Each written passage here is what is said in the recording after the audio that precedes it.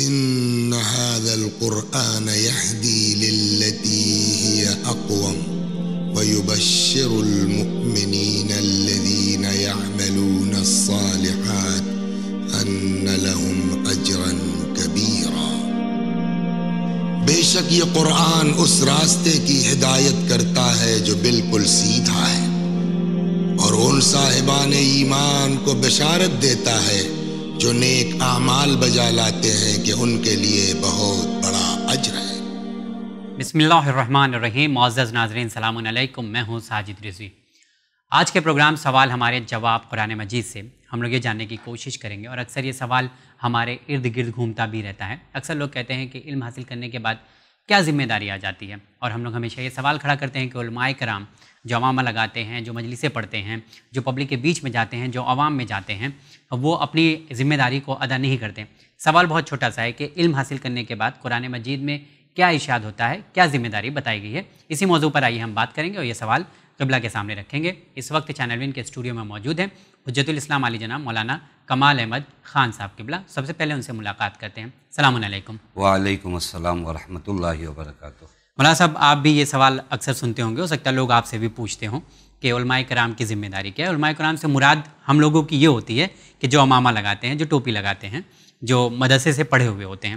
ایک سمپل سا سوال ہے کہ کسی کے پاس بھی علم ہو، نالج والا بندہ ہو، اس کی ذمہ داری قرآن مجید میں کیا بتائی گئی ہے؟ بسم اللہ الرحمن الرحیم وبہ نستعین وہو خیر المعین۔ جیسا کہ آپ نے خود واضح کیا کہ علماء سے مراد فقط یہ خاص لباس عمامہ ابا و قبا نہیں ہے۔ عالم یعنی جاننے والا۔ اگر آپ لغت کی زبان میں پوچھیں کہ عالم کسے کہتے ہیں تو عالم یعنی جاننے والا۔ اگر آپ جاننے والے ہیں تو آپ عالم، اگر زید جاننے والا ہے تو زید عالم، یہ عالم ہے۔ مجھے علم حاصل ہوا، میں کسی چیز کو میں نے جان لیا، تو اب اس علم کے حاصل ہونے کے بعد میری کیا ذمہ داریاں ہیں۔ پہلے یہ کنسپٹ واضح ہو گیا، خاص لباس نہیں، خاص حالت نہیں، بلکہ آپ کے وجود کے اندر ایک جانکاری آ جائے، ایک علم آ جائے، تو اب اس وقت آپ کی، چاہے وہ کوئی بھی شخص ہو، احسنتم، اس وقت آپ کی کیا ذمہ داریاں ہیں۔ قرآن مجید سے اگر آپ پوچھئے کہ عالم کی کیا ذمہ داری ہے، علماء کی کیا ذمہ داری ہے، تو قرآن مجید پہلی ذمہ داری جو علماء کی بیان کرتا ہے وہ حق کو ظاہر کرنا، یعنی وہ حق جو آپ جان چکے ہو کہ یہ حق ہے، یہ باطل ہے، تو آپ کی سب سے پہلی ذمہ داری یہ ہے کہ آپ حق کو اظہار کرو، یعنی سچ ہے تو سچ کو بتائیں، تم حق کو ظاہر کرو، حق کو چھپاؤ نہیں۔ علماء کبھی بھی حق کو نہ چھپائیں۔ پہلا وظیفہ علماء سے مراد یہاں پہ ہم سب ہیں جو جاننے والے لوگ ہیں، جو بھی حق جانتا ہے، جو بھی حق جانتا ہے وہ حق کو نہ چھپائے۔ میں قرآن مجید کی وہ آیت کریمہ پڑھوں جو سورہ بقرہ آیت نمبر 42، قرآن مجید کہتا ہے وَلَا تَلْبِسُوا الْحَقَّ بِالْبَاطِلِ وَتَكْتُمُوا الْحَقَّ وَأَنْتُمْ تَعْلَمُونَ۔ قرآن کہتا ہے حق کو باطل کو مکس مت کرو۔ حق اور باطل کو کبھی ہم کیا کرتے ہیں، ادھر ادھر لیپا پوتی کر کے حق کو باطل میں کیا کرتے ہیں، مکس کر دیتے ہیں، دودھ میں پانی مل جاتا ہے۔ ہاں، قرآن کہتا ہے حق کو باطل سے مخلوط نہ کرو جب تم علم رکھتے ہو، یعنی جب تم جانتے ہو تو اب تمہیں حق حاصل نہیں ہے کہ تم حق اور باطل کو مکس کرو اور حق کو چھپاؤ۔ بس پہلی ذمہ داری یہ ہوئی کہ میں کنفیوژن نہ پیدا کروں۔ ایک دوسرا مرحلہ یہ ہے کہ اگر میں حق جانتا ہوں تو حق کو چھپاؤں نہ۔ قرآن کہتا ہے وَأَنْتُمْ تَعْلَمُونَ، یعنی جب تم جانتے ہو، جب تم عالم ہو، تب اس حق کو چھپاؤ۔ قرآن مجید کی کون سی آیت ہے؟ سورہ بقرہ آیت نمبر 42۔ یہ کھلا اعلان ہے کہ جو آپ جانتے ہو اسے بیان کریے، چھپانے کی ضرورت نہیں۔ یہ پہلا وظیفہ اور ذمہ داری۔ دوسری ذمہ داری وہ بھی بہت اہم ہے۔ قرآن مجید سورہ توبہ آیت نمبر 122 میں ارشاد فرماتا ہے، اگر آپ غور فرمائی، کہ علم حاصل کرنے کے بعد اپنی قوم کے پاس جاؤ، یعنی جب تم کسی چیز کو جان چکے ہو تو ایسا نہیں کہ اسے گھر بیٹھے رکھو۔ قرآن کہتا ہے علم حاصل کرنے کے بعد تمہیں اپنی قوم کی جانب جانا ہے اور وہاں علم کی شمع جلانا ہے۔ جس طرح سے علماء کرام یا جو بھی علم حاصل کرتے ہیں مدرسے میں یا کالج میں، یونیورسٹی میں، وہ علم حاصل کرنے کے بعد اسی لیے جو ہے تبلیغ کے لیے لوگ نکلتے ہیں پڑھانے کے لیے. قرآن مجید بے عینے اگر آپ اس آیہ کریمہ کو ہم کوٹ کر دیں تاکہ ہمارے ناظرین بعد میں قرآن مجید کی جانب جا کر رجوع کرنا چاہیں. قرآن کہتا ہے وَمَا كَانَ الْمُؤْمِنُونَ لِيَنْفِرُوا كَافَّةً فَلَوْلَا نَفَرَ مِنْ كُلِّ فِرْقَةٍ مِنْهُمْ طَائِفَةٌ لِيَتَفَقَّهُوا فِي الدِّينِ. قرآن کہتا ہے لوگوں میں سے کچھ لوگ کیوں نہیں نکلتے تاکہ دین سمجھیں. دیکھیں قرآن مجید کہتا ہے کچھ لوگ نکلیں. اب سب کے سب تو تحصیل دین کے لیے نہیں نکل سکتے. اچھا یہ بھی حق ہے اس میں کہ کچھ لوگ نکلیں. یہ ہوتا بھی ہے ہر زمانے میں. ابھی ہمارے سماج میں آپ کو ایک مثال دوں, سب ڈاکٹر بن جائیں تو دوسرا کام کب ہوگا؟ یعنی کچھ لوگوں کو ڈاکٹری پڑھنا پڑے گا, وہ لوٹ کر آئیں لوگوں کا علاج کریں. کچھ لوگ جائیں دین کو سیکھیں. قرآن کہتا ہے لِيَتَفَقَّهُوا فِي الدِّينِ, وہ دین سمجھیں. وَلِيُنذِرُوا قَوْمَهُمْ إِذَا رَجَعُوا إِلَيْهِمْ, اور پھر آئیں اور اپنی قوم کو دین بتائیں اور انہیں ڈرائیں. یعنی کبھی کبھار یہ اتنے لاؤبالی نہ ہو جائیں. کب؟ إِذَا رَجَعُوا إِلَيْهِمْ, جب وہ آئیں لوٹ کر اپنے قوم کے درمیان. میں آسان کروں, در حقیقت وہ لوگ جو تحصیل دین کے لیے نکلتے ہیں ان کو دو ہجرت کرنا ہے. ایک گھر سے دین حاصل کرنے کے لیے, دوسری ہجرت اس مدرسے یا یونیورسٹی سے نکل کر اپنی قوم کے درمیان آنا. یہ دوسری ذمہ داری ہوئی کہ آپ علم حاصل کر کے گھر نہیں بیٹھ سکتے, آپ کو نکلنا ہوگا اور قوم کے درمیان آنا ہوگا.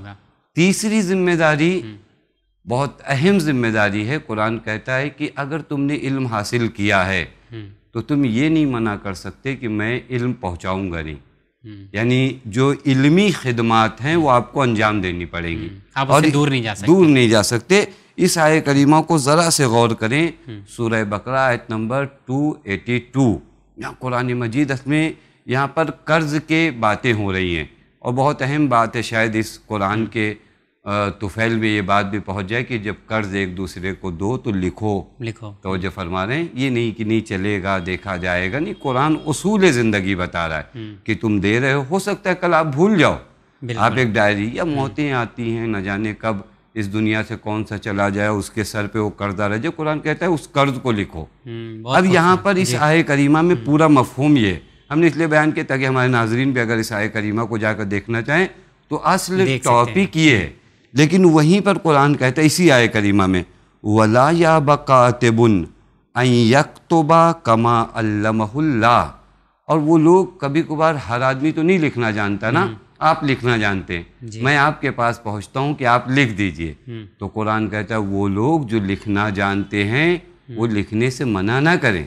اگر آپ کنسپٹ دیکھیے کہ اگر آپ کوئی چیز علمی جانتے ہو اور کوئی نہیں جانتا تو آپ کو علم کیا کرنا پڑے گا, پہنچانا پڑے گا. یہاں پہ آپ کو روکنا چاہوں گا. اکثر ہم لوگ بینک جاتے ہیں تو کچھ بزرگ ہوتے ہیں جو لکھنا نہیں جانتے ہیں. جو بینک کی سلپ ہوتی ہے اکثر لوگ بولتے ہیں کہ اسے آپ بھر دیجئے.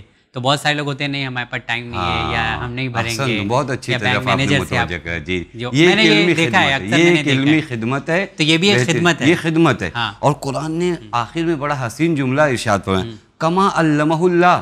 یہ تعلیم تم نے خود تھوڑی نہیں حاصل کی ہے, خدا نے یہ تعلیم دیا ہے. توجہ فرمائیں, یہ تعلیم کس نے دیا ہے تم کو؟ خدا نے دیا ہے. آج خلق خدا اس تعلیم کی محتاج ہے. تمہیں یہ علم دیا کس نے؟ خدا نے. آج ایک مخلوق خدا اس علم کی کیا ہے؟ محتاج ہے. تمہارا فریضہ اور ذمہ داری کیا بنتی ہے کہ تم اس علم کو پہنچاؤ. چوتھی ذمہ داری, حالانکہ یہ ٹاپک بہت اہم ہے اگر گفتگو کی جائے, چوتھی ذمہ داری وہ لوگوں کی جو عالم ہیں, جو جانتے ہیں. بار بار وہ عالم کا تصور آنا چاہیے کہ جو عالم ہیں ان کی بات اور کردار میچ کرے. اگر آپ راہ دین میں تبلیغ کرنے نکل رہے ہو, کہیں ایسا نہ ہو کہ آپ ممبر پہ بیٹھ کر مجھ جیسے, میں اپنے جیسوں کی بات کروں کہ ممبر پہ بیٹھ کر شاید تقوی کے بارے میں 1 گھنٹہ تقریر کروں لیکن میری زندگی میں تقوی کا ایک مرحلہ بھی طے نہ ہوا, پھر اس کا اثر نہیں ہوتا. قرآن صاف لفظوں میں سورہ بقرہ آیت نمبر 44 میں کہتا ہے اَتَأْمُرُونَ النَّاسَ بِالْبِرِّ وَتَنْسَوْنَ أَنفُسَكُمْ. تم لوگوں کو نیکی کی جانب حکم کرتے ہو, خود اپنے آپ کو حکم کرنا بھول گئے.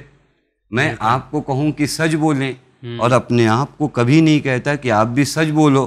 قرآن کہتا ہے وَأَنْتُمْ تَتْلُونَ الْكِتَابَ أَفَلَا تَعْقِلُونَ. تم لوگ کتاب پڑھتے ہو اور اس میں غور نہیں کرتے. اگر آپ غور فرمائیے، وہ چیز جو آپ کو معلوم ہے پہلے اپنے آپ پر اپلائی کریے. اور اگر آپ نے عمل نہیں کیا، یاد رکھیے گا، اگر آپ نے عمل نہیں کیا اور لوگوں کو صرف بتایا، تو بعض روایت میں ہے کہ وہ علماء قیامت کے دن حسرت کریں گے جن کی باتوں کی وجہ سے مومنین جنت میں پہنچے ہوں گے اور یہ جہنم میں ہوں گے. جی بہت صحیح طرف آپ نے اشارہ کیا، مطلب بیان سے پہلے عمل ضروری ہے. عمل ضروری ہے. اوکے. اور احادیث بھی ہے ہمارے یہاں.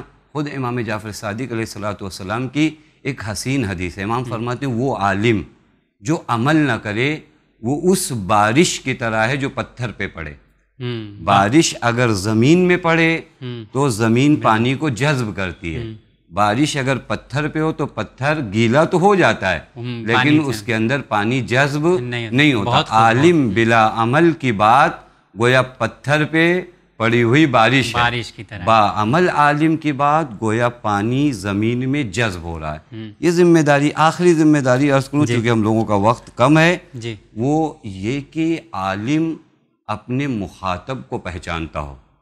مجھے کون سن رہا ہے، اس کو کہتے ہیں مخاطب شناسی، کہ ہم اپنے مخاطب کو پہچانیں. مطلب یہ جاننا بھی ضروری ہے کہ سننے والے کون ہیں. ایسے کہیں پہ بھی کسی کے سامنے کچھ یہ ضروری ہے. پر یہاں پہ ہم لوگ دیکھتے ہیں کہ آج کا ماحول جو ہے کہ بس پڑھنا ہے اور چلے جانا ہے. نہیں، تبلیغ دین کے لیے مخاطب شناسی بہت بڑا ہنر ہے. میں قرآن سے آپ کی خدمت میں یعنی عوام کو جج کرنا ضروری ہے. جج کرنا ضروری ہے کہ وہ لوگ جو آپ کے مخاطبین ہیں، جو آپ کو سن رہے ہیں، انہیں جو آپ دین کی دعوت دے رہے ہیں ان کو پہچانتے ہو یا نہیں پہچانتے. میں آپ کی خدمت میں ایک چیز عرض کروں.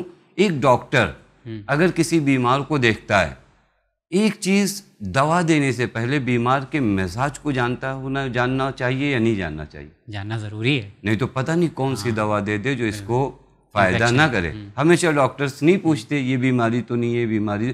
تم مخاطبین کو پہچان. روحانی بیماریوں میں بھی مخاطبین کو پہچاننا بہت ضروری ہے. بہت زبردست نکتے کی قرآن کریم سورہ نحل آیت نمبر 125 میں کہتا ہے ادعو الی سبیل ربک بالحکمت والموعظۃ الحسنہ وجادلہم باللتی ہی احسن.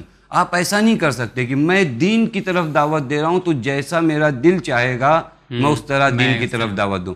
قرآن کہتا آپ اپنے رب کی جانب جب لوگوں کو بلائیے تو حکمت اور اچھی نصیحت کے ساتھ بلائیے. بے شک قرآن ایک دم واضح طور پر کہہ رہا ہے. ایسا نہیں ہو سکتا کہ میں کہوں نہیں میں تو دین کا کام کر رہا ہوں، میں جیسا چاہوں بلاؤں.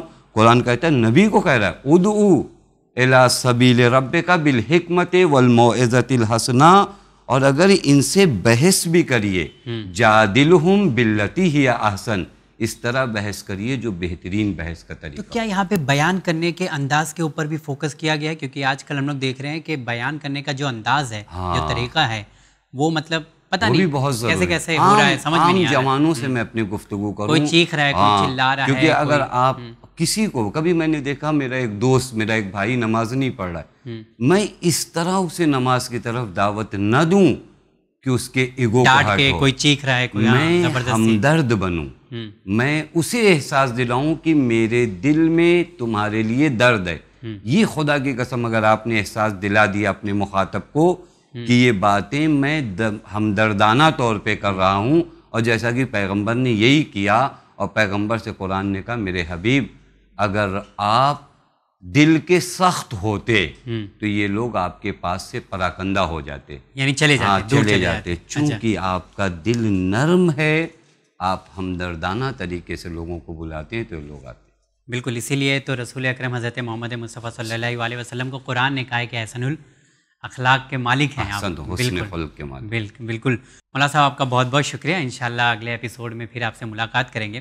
لیکن جو مقصد تھا آج کے سوال کا وہ آپ نے حل کر دیا ہے قرآن مجید کی ان آیتوں کے حوالے سے. تو جی ہاں ناظرین، آج جا کر خود بھی میں سمجھ رہا ہوں کہ اکثر ہم لوگ سوال اٹھاتے رہتے ہیں کہ کس کی کیا ذمہ داری ہے. تو قرآن مجید نے جو بتایا ہے وہی ذمہ داری عالم کی ہے، علماء کرام کی ہے، پڑھے لکھے لوگوں کی ہے. اس میں سبھی لوگ آتے ہیں جو جانکاری رکھتے ہیں، جو نالج رکھتے ہیں. انشاءاللہ کسی پروگرام میں آپ تمام ناظرین سے پھر ملاقات کریں گے. دیجیے اجازت ہمیں ہماری ٹیم کے ساتھ. دیکھتے رہیے چینل ون. بہت شکریہ.